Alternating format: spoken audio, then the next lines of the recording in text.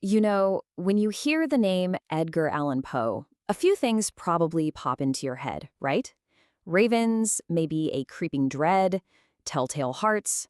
But the most terrifying house he ever built? It wasn't made of bricks and mortar. Nope. It was the one inside his own mind. Today, we're exploring the architect of modern horror himself. Because he's the one who took the terror that haunted all those old, crumbling castles and gave it a brand new, permanent address, right inside the human's skull. See, before Poe came along, horror had a very specific home, the Gothic castle.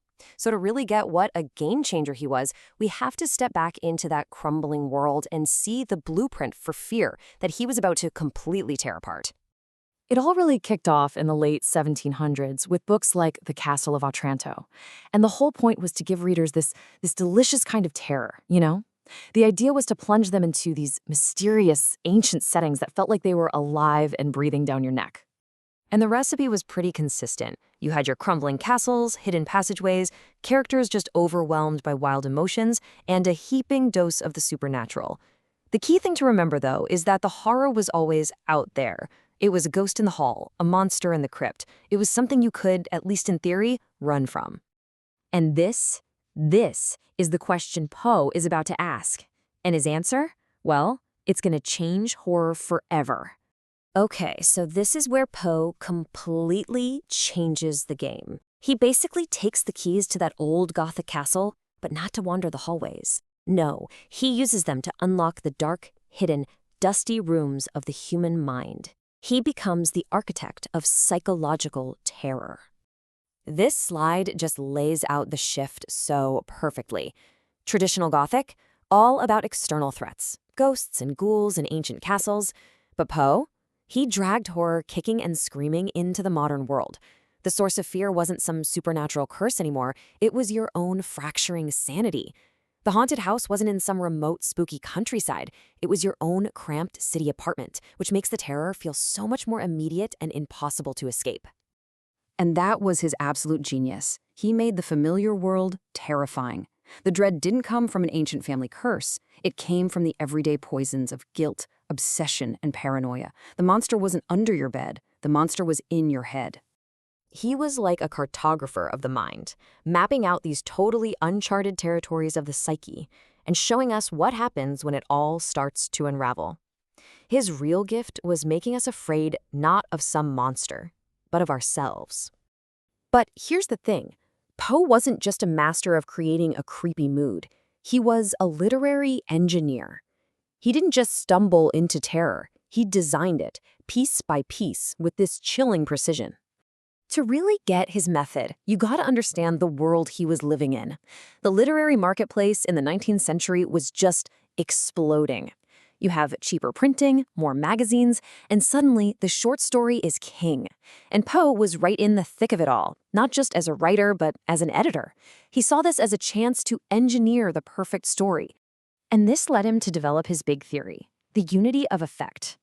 The idea was kind of radical, but also super simple. He believed an author has to decide on the one emotional response they want from the reader, whether it's terror, sadness, dread, whatever, and then every single word, every comma, every sentence has to be a tool laser-focused on achieving that one effect. Absolutely no wasted motion. As you can see, he even broke it down into this handy little blueprint. Step 1, figure out your single unique effect. Step 2, make sure every single word serves that effect. And step 3, which is crucial, make it short enough to be read in one sitting. Why? So the emotional spell is never ever broken. He wasn't just telling you a story, he was trapping you inside an experience. But all this careful structure wasn't just him showing off his technical skills. For Poe, it was like a surgeon's scalpel.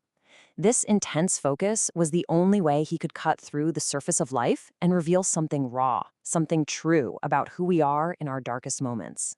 So the big question is, where did all this darkness come from? Well, to find the source of the shadows in his fiction, we have to look at the relentless, heartbreaking shadows that haunted his own life. I mean, when you look at the timeline of Poe's life, it's a catalog of loss. He was orphaned as a little kid, his beloved foster mother died when he was a young man, and then, maybe the cruelest blow of all, He had to watch his young wife, Virginia, slowly and painfully die from tuberculosis. For Poe, grief wasn't just a single event, it was his constant companion. So, is it any surprise that when you see his recurring themes laid out like this, death, loss, suffering, mental anguish, the connection is just undeniable. His stories are obsessed with these things because his life was absolutely defined by them. You get the sense his fiction was the only place he could try to process or maybe even escape his own profound pain. And on top of all that grief, his life was just a constant struggle.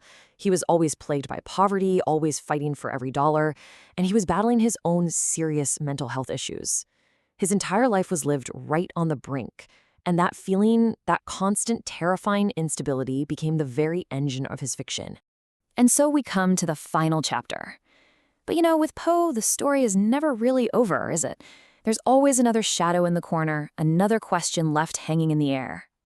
To this day, we're still trying to get inside his head. Scholars, readers, all of us. We comb through his letters and his stories, trying to reverse engineer the mind that could build such perfect nightmares.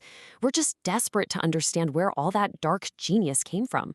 But the man himself, he stays as elusive as a ghost. It's funny, just like the narrators in his own stories, the details of his life are often unreliable, shrouded in mystery and all sorts of speculation. It feels like the more we dig, the less we actually know for certain. And that kind of leads us to this final, lingering thought. For a man who perfected the art of the mystery, who built entire worlds out of dread and ambiguity, maybe the most haunting, the most brilliantly constructed, and the most unsolvable mystery he ever left us was his own life.